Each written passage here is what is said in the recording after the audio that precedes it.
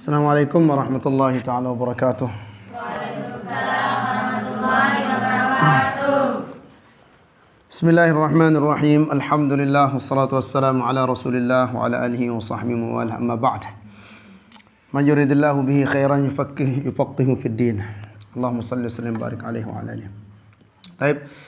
Masih pembahasan kita mengenai takhsis. Alhamdulillah, minggu yang lalu kita sudah membahas takhsis muttasil. Kemarin kita sudah bahas bahwa takhsis itu dibagi dua. Ada takhsis muttasil, ada yang munfasil. Takhsis yang muttasil kemarin sudah kita bahas, itu ditandai contohnya dengan diantaranya ada yang istisna, ada yang taqyid bil sifah, ada yang takhsis bil ghayah, ada yang takhsis bil badal. Di sini maksudnya takhsis muttasil itu nyambung langsung dalam satu ayat. Takhsisnya langsung di satu ayat atau di satu hadis.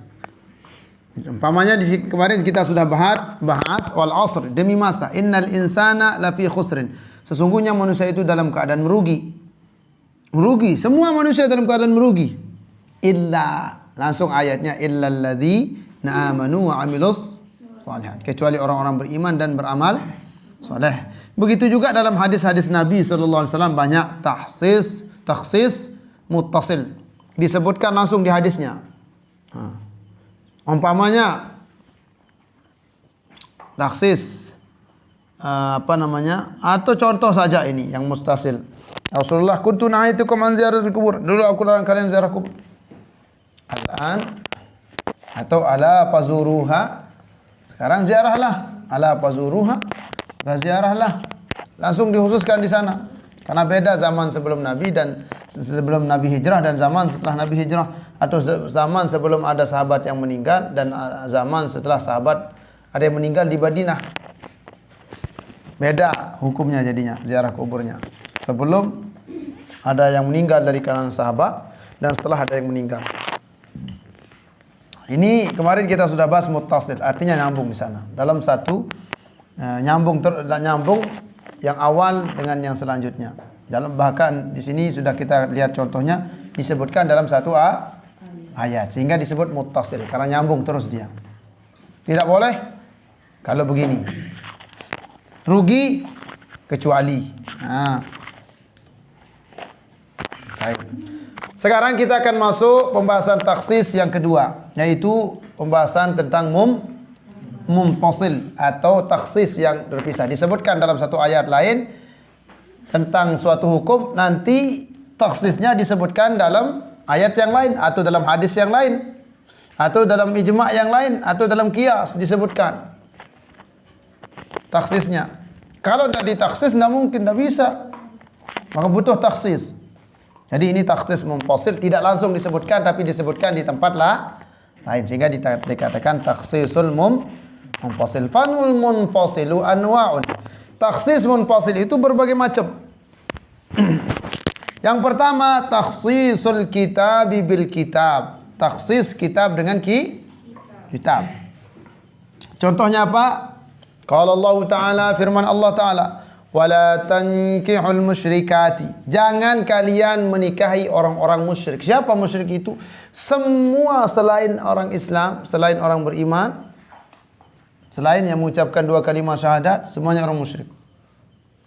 Terserah. Mau Tuhannya Nabi Isa, Tuhannya Uzair, apalagi yang Tuhannya Ahriman, Ahura Mazda, ada ya Tuhan kebaikan, atau ada Tuhannya Wisnu Siwa, Brahma, dan lain sebagainya. Itu semua dikatakan musyrik. Wala tankihul musyrikati. Jangan nikahi perempuan musyrik. Ini bentuknya apa? Jamak muannats salim. Jadi jangan nikahi perempuan yang musyrik, artinya yang tidak muslim.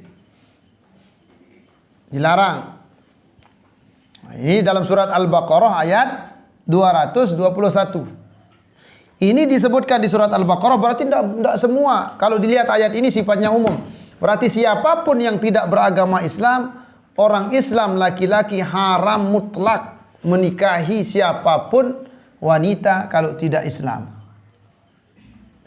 Ayat yang pertama ini surat Al-Baqarah ayat 221.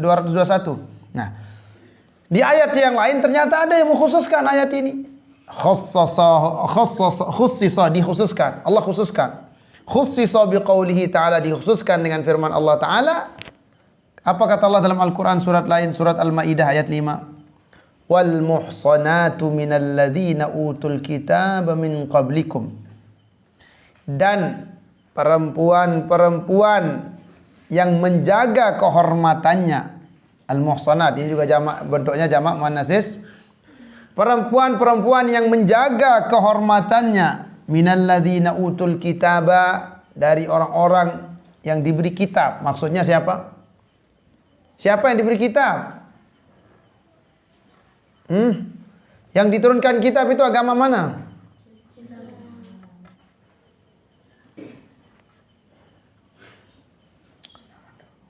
Yang disebut ahli kitab itu Yahudi, Nasrani. Yang disebut ahli kitab karena mereka juga punya kitab. Mereka juga punya kitab yang dulunya sama tauhidnya dengan kita. Sama dulu tauhidnya dengan kita. Hanya saja setelah dirubah, maka mereka tidak sama lagi dengan kita. Tetapi syariat membolehkan kita. Tetapi syariat membolehkan kita. Ingat, kalau disebut ahlul kitab, jangan sampai saya ulang 1000 kali. Kalau sudah disebut ahlul kitab, tidak ada lain maksudnya kecuali Yahudi dan Nasrani yang dua ini. Hindu tidak masuk, Buddha tidak masuk, Konghucu tidak masuk, apalagi Kira tidak masuk banyak sekarang. Agama-agama selain agama Islam. Menyembah sapi, menyembah bonut, menyembah bulan, menyembah matahari, Jepang. Itu tidak ada masuk kategori di sini.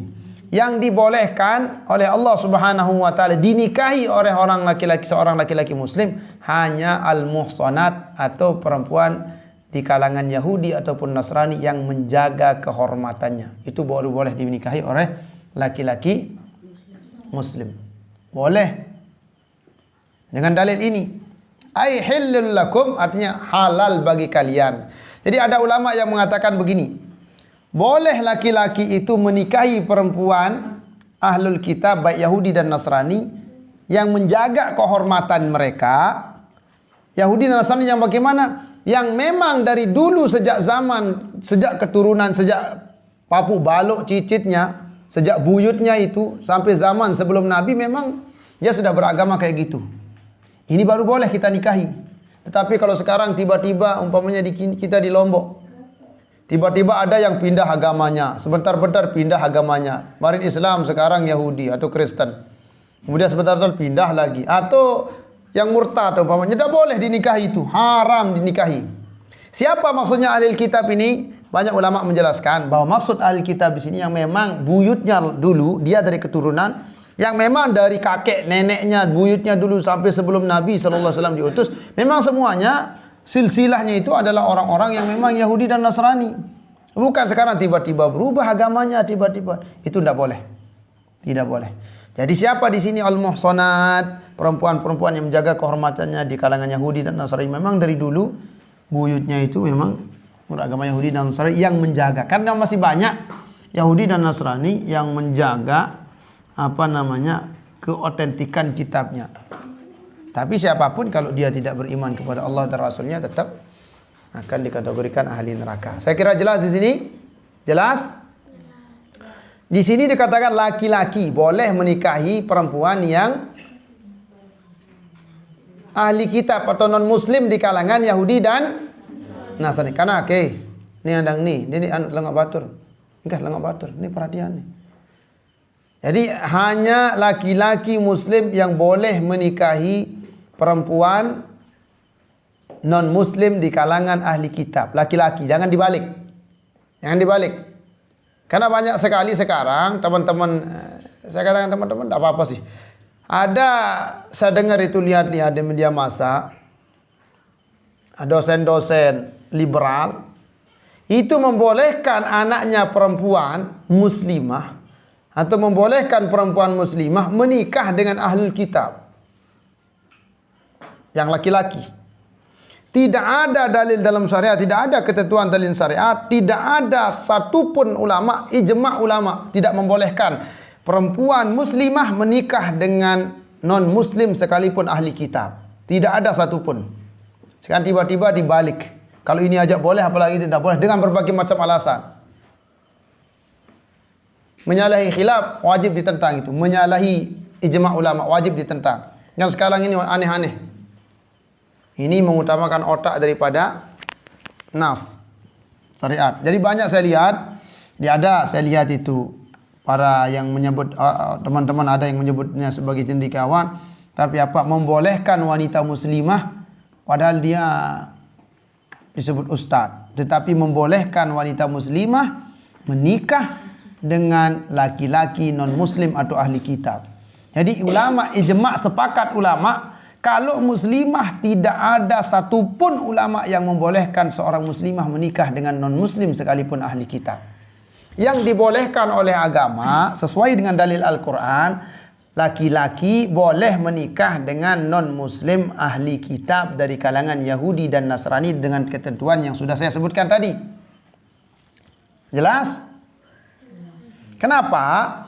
Karena laki-laki itu lebih atas daripada perempuan. Ar-rijalu qawwamuna 'alan, laki-laki adalah pemimpin bagi wanita, kaum wanita. Kenapa? Karena diharapkan laki-laki itu akan bisa menarik istrinya ke dalam Islam. Kenapa dibolehkan laki-laki itu menikah dengan non-muslim ahli kitab, laki-laki muslim?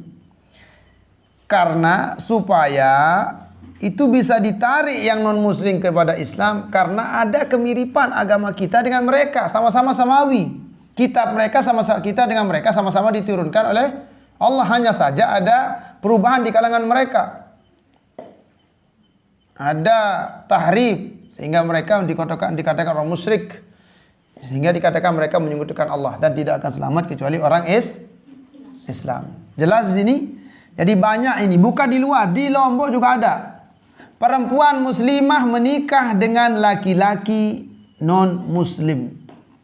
Anak di sebelah selatan itu ada. Menikah dengan laki-laki yang datang dari New Zealand, dari Australia, dari Amerika, Eropa.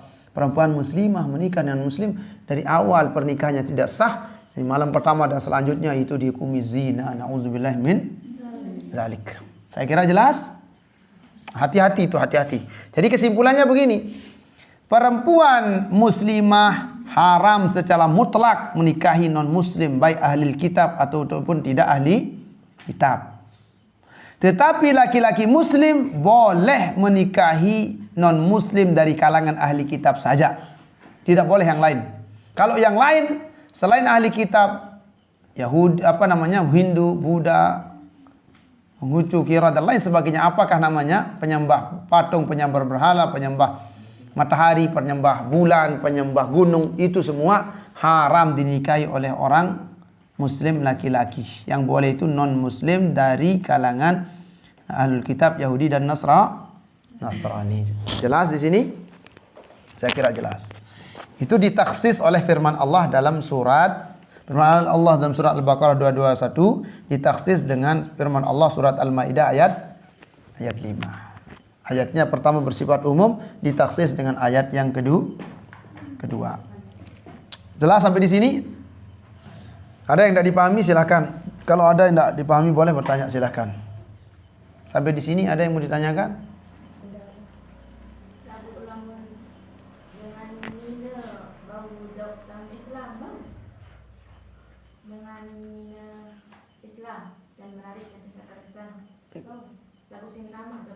Boleh kalau dia masuk Islam dulu. Kalau belum masuk Islam tidak boleh. Sebelum dia masuk Islam, laki-lakinya sebelum dia masuk Islam tidak boleh. Syaratnya bagaimana? Kalau mau menikah dengan saya, masuk Islam dulu. Kalau dia sudah masuk Islam, boleh. Nanti kalau dia balik lagi di luar Islam, sudah batal nikahnya langsung. Pasah langsung nikahnya. Nikahnya batal langsung. Karena lah beda agama. Iya kak, kamu kalau mau nikah dengan saya, umpamanya nanti Yunita Ismail, ada yang mengajak nikah Nasrani, tidak apa-apa. Kalau dengan syarat dia harus Islam. Karena biasa nih pacu-pacu dengan non-muslim tamu Islam. Mana? Sungguh-sungguh pegang agama. Suge-suge anda. Tidak bohong. Suge-suge. Tidak apa-apa. Nanti ada kenalannya. Silakan. Kalau mau sama saya, syaratnya harus satu. Hanya satu saya punya syarat apa? Masuk Islam dulu. Kalau dia sudah masuk Islam, udah nikah. No problem. Tetapi sambil diajarkan dia, sambil diajak ngaji, sambil ditanamkan agama. Setelah itu, kalau dia umpamanya keluar dari Islam, ya sudah, seandainya dia keluar lagi dari Islam, sudah nikahnya batal, nikahnya fasakh, rusak nikahnya langsung. Jelas? Oh, lelah menuas syahadah aja, iya nak bukti tentang Islam. Kan bilang tahu dengan Islam dia kita cukup dengan bersyahadat. Hai yakin. Kita hanya dihukumi yang zahir, yang di zahir dihukumi. Masalah batin itu urusan ya dengan Allah. Kita itu menikah dengan orang perempuan boleh menikah dengan orang Islam. Dari mana kita tahu dia itu Islam? Dengan 2 kalimat syahadat, dengan solat, dengan zakat, dengan puasa, dengan haji. Kalau dia sudah mengucapkan 2 kalimat syahadat dan mau solat, mau zakat, mau puasa, mau haji, Islam atau tidak? Sekalipun hatinya mengingkari, itu urusan lain. Nikahnya sah nikahnya, tidak ada problem pada nikahnya.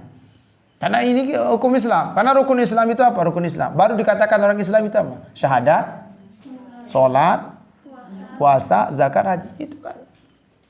Itu sudah terpenuhi rukun Islam. Kalau rukun iman lain. Ini zahir. Kalau iman itu kaitannya dengan batin. Urusan batin, urusan Allah SWT. Sah nikahnya umpamanya kita tidak tahu kalau dia itu sebenarnya pura-pura masuk Islam. Itu urusan dia dengan Tuhannya. Kalau kita sudah sah nikah kita secara Islam. Karena memang dia kelihatan urusan batin, urusan dia dengan Allah SWT. Kalau memang kita tahu dia itu pura-pura, ya sudah. Ajukan cerai. Ya sudah, nikahnya akan fasakh kalau memang dia nyata-nyata ternyata bukan, tidak percaya dia bukan orang Islam. Apalagi ketahuan kalau dia tidak percaya apa Al-Quran ini bukan firman Allah, umpamanya, oh berarti dia belum masuk Islam. Karena mengingkari ma'lumun minad din bid darurah. Wajib diyakini. Sudah ada lagi? Ada lagi? Baik. Ini takhsisul kitabi bil kitab. Takhsis kitab dengan kitab. Yang kedua, wa takhsisul kitabi bis sunnah. Ada takhsis. Ada yang mengkhususkan nih. Ada ayat Al-Quran, ada ayat di kitabullah yang sifatnya umum. Nanti ditakhsis oleh hadis Rasulullah sallallahu alaihi wasallam. Tadi itu pertama takhsis kitab dengan kitab. Ada kitab, ada ayat sifatnya umum, ditaksis oleh ayat yang sifatnya khusus. Begitu juga ada ayat yang sifatnya umum, ada taksisnya dari hadis Nabi sallallahu alaihi, ada yang mengkhususkannya dari hadis Nabi sallallahu alaihi wasallam. Yang kedua, wa takhsisul kitab bis sunnah. Taksis kitab dengan sunnah. Qala Allah Ta'ala, selanjutnya firman Allah Subhanahu wa Ta'ala, yusikumullahu fi auladikum lidzakari mithlu hadzil unthayain. Yusikumullah, Allah mewasiatkan kepada kalian fi auladikum, pada anak-anak kalian. Kalau punya anak, lidzakari mithlu hadzil unthayain, bagi anak laki-laki mempunyai 2 bagian seumpama perempuan. Bahasa kita sak mama belembah sak nina berson. Bukan? Sak mama belembah sak nina berson. Itu bahasa kita di Lombok. Jadi 2 laki-laki untuk laki-laki, 1 untuk perempuan. Karena mama 2 otak. 2 kali mikirnya. Jalan mikir macam nina. Tak bawa tak atas. Jangan kanak. Laki-laki mendapatkan 2 bagian perempuan. Saya punya tanah 3 hektar. Berarti anak saya yang laki-laki, kalau 2 umpamanya, anak laki-laki dapat 2 hektar, perempuan dapat 1 hektar. Nah ini Ustaz Taufik, Ustaz Hasan punya anak 2, 1 laki-laki, 1 perempuan. Punya uang berapa? 1 miliar. Pira mau menjarin? Hah? 500. Dong setengah haran dia. Dibagi 3. Dibagi 3. 2/3-nya untuk laki-laki, 1/3-nya untuk perempuan. Punya 300 juta wasiat uangnya Ustaz Hasan, yang 200 juta untuk laki-laki, yang 100 juta untuk perempuan. Adil atau tidak?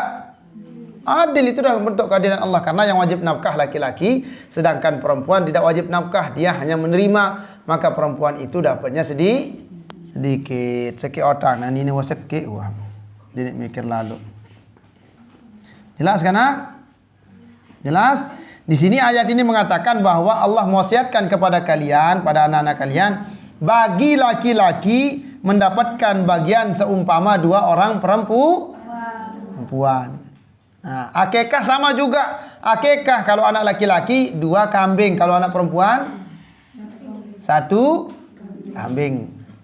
Dalam hal warisan, laki-laki dapat 2 bagian, perempuan dapat 1 bagian. Jelas? Nah, ayat ini ditaksis oleh hadis Nabi SAW karena ini sifatnya umum. Apakah nanti kalau anaknya keluar murtad atau ibunya bapaknya murtad keluar dari Islam, bagaimana caranya baginya? Apakah tetap ini hukumnya? Ditaksis oleh hadis Nabi SAW. Kata Nabi SAW, nah ini disebutkan asyamil lil waladil kafir, ini mencakup anak orang kafir, dikhusus dengan hadis sahihain. Ini ditaksis dengan hadis sahihain. Ada hadis Nabi, kata Rasulullah, la yarisul muslimu al kafira, seorang muslim tidak mewarisi orang kafir, walal kafiru al muslima, dan tidak juga orang kafir mewarisi orang Islam. Yang jelas syarat untuk mewariskan itu adalah ittihaduddin, bersatunya agama. Kalau berbeda agama, maka terhalang salah satunya dari menerima waris, tak boleh. Berarti yang dapat ini perempuan dan laki-laki ini selama beragama Kalau anaknya keluar dari agama Islam, berarti gugur bagian daripada warisan. Ini ditaksis oleh hadis Nabi SAW. Tinggal satu aja ya. Kira sekian ya. Tinggal satu. Karena ini tidak cukup nanti waktunya. Tinggal satu. Yang terakhir, yang 3, nanti kita bahas yang selanjutnya. Wa takhsisus sunnati bil kitabi. Takhsis sunnah. Ada hadis Nabi sifatnya umum, mencakup seluruhan. Ini ditaksis dengan kitab, dengan Al-Quran. Al-Quran ditaksis, dijelaskan secara rinci. Katakhsis hadis sahihain, seperti taksis hadis sahihain. Hadisnya Imam Bukhari, Imam Muslim. Apa katanya di hadis Nabi SAW? La yaqbalullahu salata ahadikum idza ahdatha hatta yatawadda'a. Allah tidak menerima salat salah seorang di antara kalian apabila berhadas, hatta yatawadda'a, sampai dia berwudu. Jelas? Jadi tidak Allah terima salat salah seorang di antara kalian sampai kalau dia berhadas sampai dia berwudu. Artinya salatnya batal. Tidak sah salatnya kalau dia tidak berwudu. Kalau tidak ada air bagaimana? Ditaksis oleh ayat Al-Quran dalam surat An-Nisa ayat 43, kata Allah Subhanahu wa taala, wa in kuntum mardha, kalau kalian sakit tabrakan terus habis ini dengan gerus aspal, muun, bakat atau penyakit yang tidak boleh kena air kata dokter, maka kata Allah dalam Al-Quran, wa in kuntum mardha, ila qauli, sampai firman-Nya, falam tajidu ma'an, kau tidak menemukan air. Sakit atau memang tidak ada air? Sakit tidak bisa menggunakan air, atau ada air tapi tidak bisa menggunakan air, fatayammamu, maka tayamum. Tadi tidak sah kalau tidak berwudu. Terus sekarang kalau pakai tayamum bagaimana? Nah, Allah bilang dalam Al-Quran, tidak disebutkan tentang tayamum di hadis ini. Allah takhsis, Allah khususkan dengan ayat Al-Quran. Falam tajidu ma'an, kau tidak temukan air, atau ada air kau tidak bisa pakai, fatayammamu, maka tayamumlah. Tayamum untuk sholat. Jelas di sini? Jelas. Perlu ditambah sampai? Cukup? Berapa itu? Oh. Ya sudah. Allah alam bissawab. Ada pertanyaan? Silakan, ada pertanyaan? Mantap. Mantap. Allah alam bissawab. الفاتحة بالفتوح المنوح القبور تمام كل سورة إلى حضرة الرسول صلى الله عليه وسلم. الفاتحة. بسم الله الرحمن الرحيم الحمد لله رب العالمين الرحمن الرحيم مالك يوم الدين إياك نعبد وإياك نستعين اهدنا الصراط المستقيم صراط الذين أنعمت عليهم غير المغضوب عليهم